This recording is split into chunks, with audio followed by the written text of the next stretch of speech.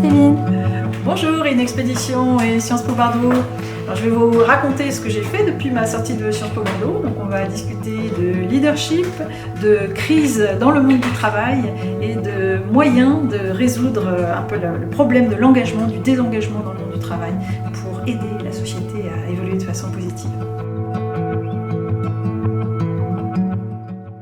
Je suis rentrée chez Sanofi Pasteur à Lyon en 2001 et j'y suis restée 17 ans, dont une partie aux États-Unis. Je suis revenue ici ensuite en 2018 et j'ai monté ma société de conseil. La partie visibilité publique, ça a commencé en 2013 avec un prix qui m'a été remis par un journal pour l'action menée avec le groupe de salariés. J'ai pris mon courage à deux mains, j'ai écrit une lettre au PDG de l'entreprise d'alors pour lui suggérer des changements, des transformations. Sur le moment, je n'ai pas eu de réponse à cette lettre, mais elle est devenue virale. Ça a été le début d'un mouvement de salariés connectés autour d'un réseau social et prenant en charge par eux-mêmes une question qui leur semblait importante.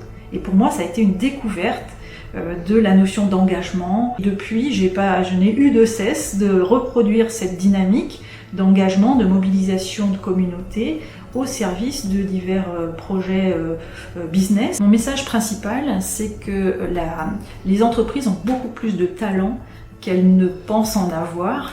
Ces talents ne sont pas écoutés, entendus, mis en position de contribuer activement à la valeur de l'entreprise. Je pense qu'il faut exercer un effort beaucoup plus humain de co-création, d'écoute de l'autre, d'implication de tout le monde. Moi, ce que je propose, c'est de changer la façon dont l'entreprise traite absolument tous ces challenges, c'est-à-dire économiques, de qualité, industriels, recherche, développement, etc. On peut faire différemment, c'est pas si difficile, il faut juste comprendre les forces un peu systémiques dans lesquelles on se trouve et s'attacher à ne pas les reproduire. Hey, salut, ça va? Super de te voir. Tiens, Oh, merci. je t'ai apporté le livre inspirant dont je t'ai parlé. Écrire un livre, c'est dur, mais c'est génial. C'est les deux en même temps. The limits of the traditional organization.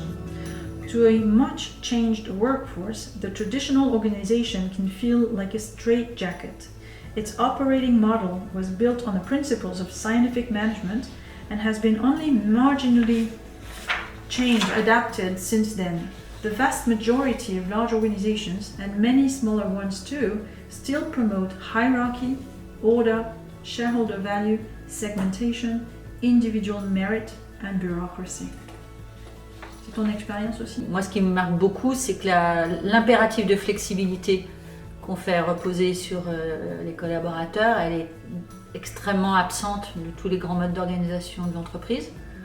Et que, évidemment, qu'on est dans un monde de plus en plus flexible et qu'on est sur des modèles bâtis après la guerre, du 9 to 5 traditionnel, tu viens au bureau, tu fais ce que tu as à faire, tu rentres chez toi, etc., qui est complètement dépassé. Ce livre s'appellera Dare to Unlead. Dans ce livre, j'ai été accompagnée par pas mal de personnes, par des amis qui ont été un peu des sparring partners, des partenaires de pensée, par exemple Fabienne, qui a été vraiment très importante et au début de ce projet aussi, et que j'ai sollicité parce qu'elle a déjà écrit des livres aussi et qu'elle connaît bien le domaine. Cette approche du leadership, le leader comme héros, je pense que ça fait partie du problème, ça fait pas partie de la solution.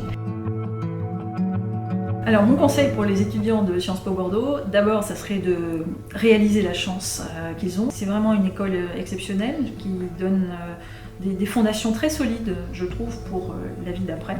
Faites très attention à la façon dont le système, insidieusement, va tenter de vous façonner. Comment est-ce qu'on perpétue des dynamiques de pouvoir, par exemple, ou comment on les change? Est-ce que écrire une lettre à quelqu'un peut-être déclencher quelque chose d'important.